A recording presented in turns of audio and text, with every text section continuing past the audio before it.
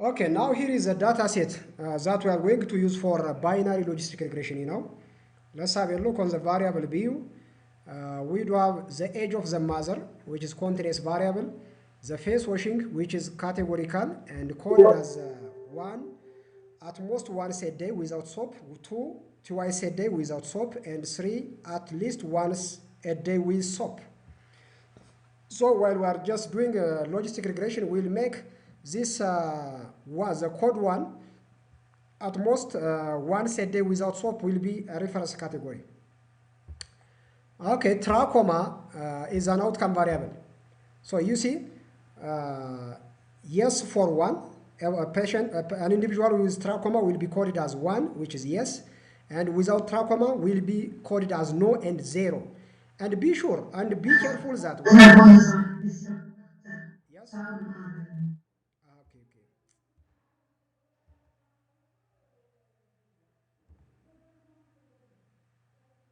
okay. Okay, thank you very much. Sorry. So,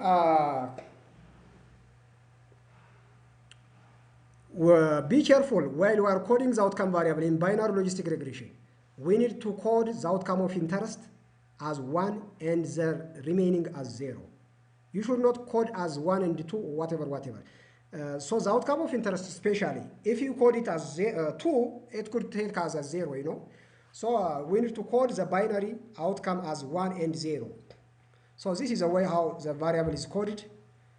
And then educational status of the mother again, coded as no education 0, elementary education 1, and high school as 2. So there are 3 categories, 0, 1, and 2. So what I'm going to do is just fitting a logistic regression for this data. So as usual, click on Analyze, and then a regression, and then we do have binary logistic over here. So click on binary logistic. So here is a window where we will insert the dependent and independent variable. So trachoma is the outcome variable. I need to put it over the dependent variable. So by default, SPSS will make 0 as a reference and 1 as outcome of interest. That is being positive as for trachoma.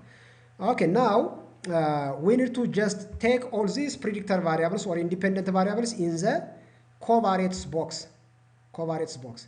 You see, for example, let me just okay, now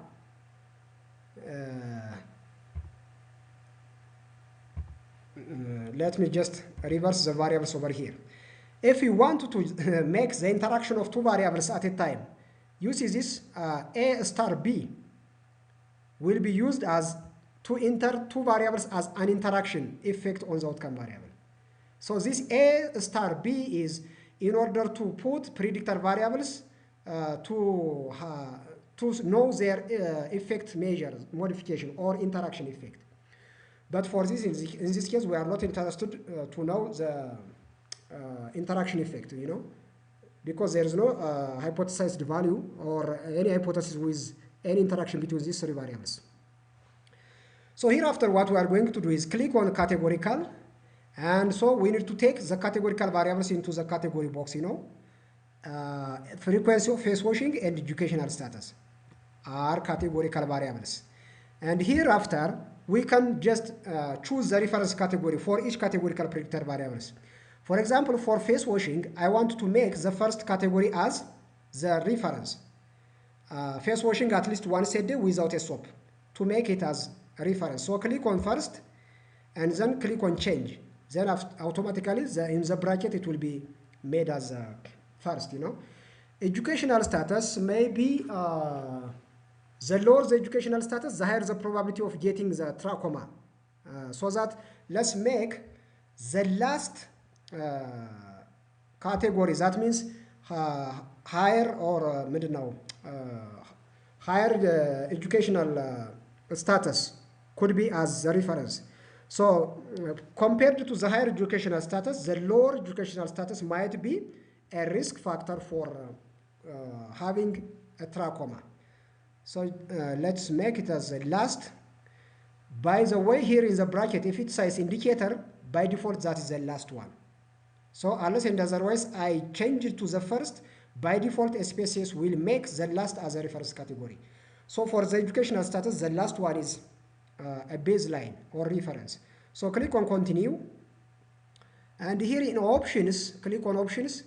And you need to just tick this Hosmer and Lemeshow goodness of fit test. To know that whether the assumption has been fulfilled or not, we need to select Hosmer and goodness of fit test. And then again, I need to select confidence interval for exponent of beta.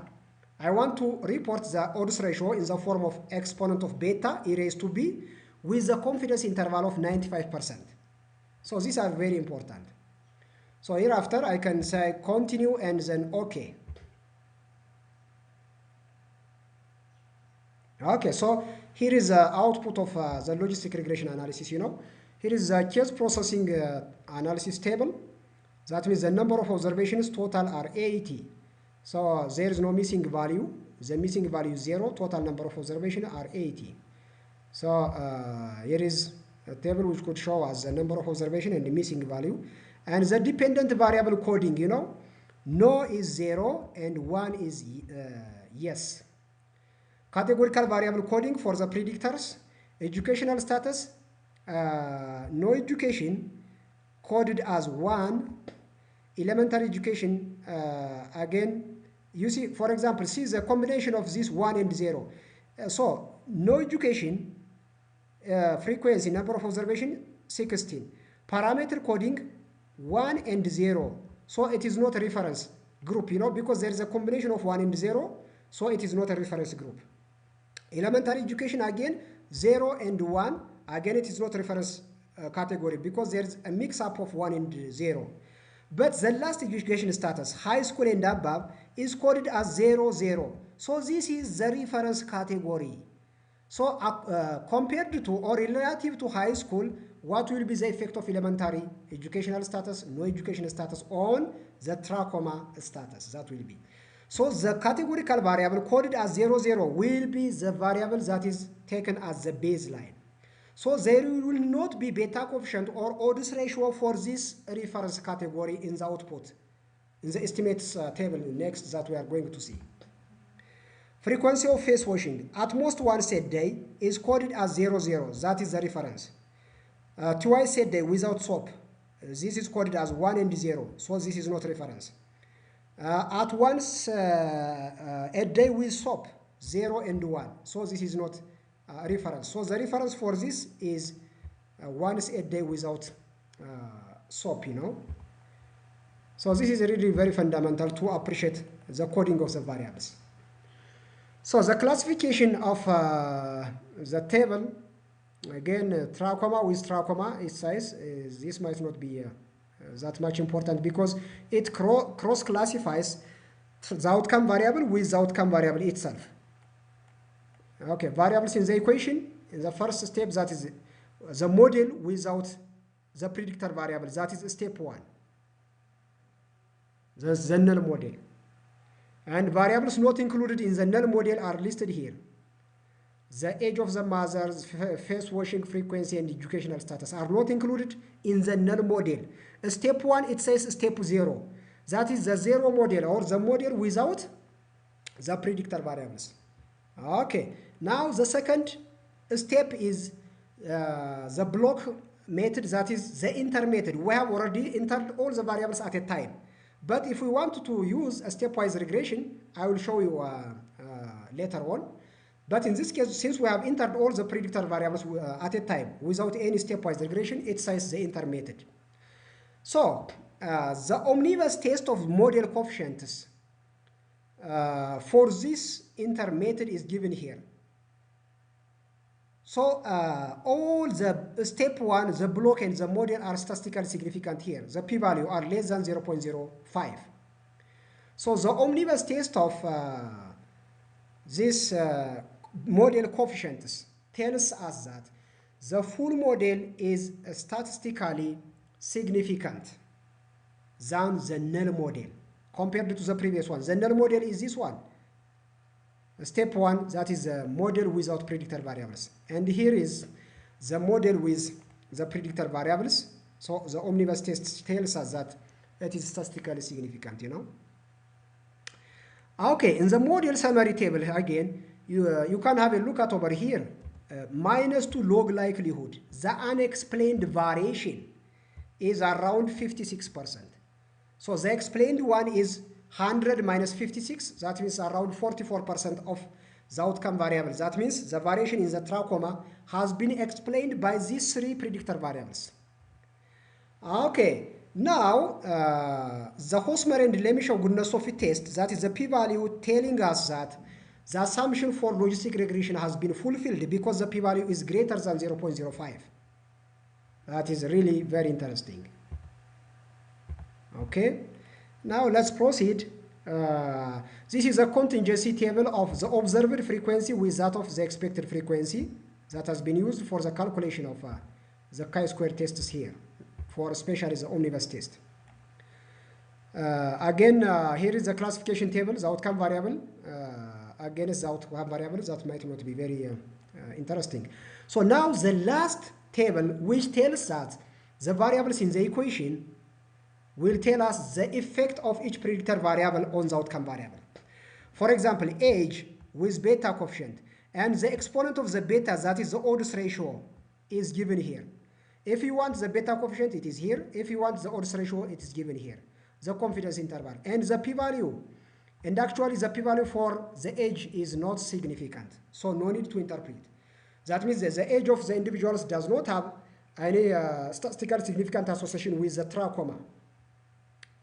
Okay, frequency of face washing, 1 and 2.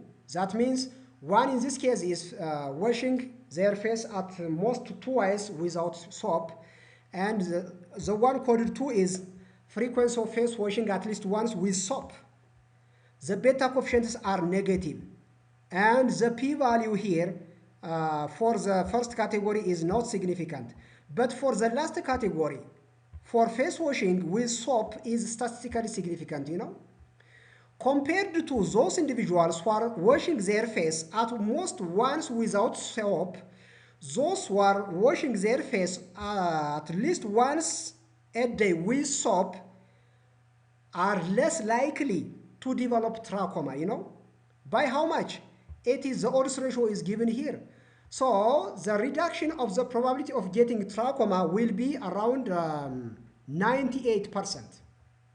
You see, if individuals wash their face with soap at least once in a day, the probability of the percentage of reduction of getting trachoma is 98%. Because the odds ratio is below 1, you should subtract 1 to this 0.021. So 1 subtracted from the odds ratio, which is below 1, will be the protective effect of this face washing, the percentage of protection. So 1 minus around 0.02 is almost 98% of reduction in developing trachoma. Or simply, compared to those who are washing their face at least once a day without soap, those individuals who are washing their face at least once with a soap are 0.021 times less likely to develop trachoma in epidemiological term. If you want to just express in terms of percentage, it is as I have said before. Okay, educational status is given here again. Educational status for the first category and for the second category. That means for no education and for primary education. You see, compared to the high school, the primary education is at risk of developing the disease. And compared to the high school education status, the no educational status is again increasing the risk of contracting the disease. By how much? Especially, here is the odds ratio. Those who do not read and write are 35.7 times more likely to develop trachoma compared to those having a high school educational status. And those who are having a primary educational status compared to the high school status, you know, they are 32 times more likely to develop trachoma. So that is the interpretation of logistic regression predictor variables on the outcome variable. And this is all about how to do logistic regression in SPSS and the way how we interpret the results, Just let me show you how to just choose a stepwise regression. So let me go back to analyze and regression and binary logistic. So here it is says the method. If you click over here, there is enter method, forward conditional, forward likelihood, forward world, backward conditional, backward likelihood, and backward world. So you can use either forward world test or backward world test. So that is why there is a place to choose whether the intermediate or the backward or the forward stepwise regression method if you do have more than 30 independent predictor variables. So this is a place where you choose the stepwise regression method.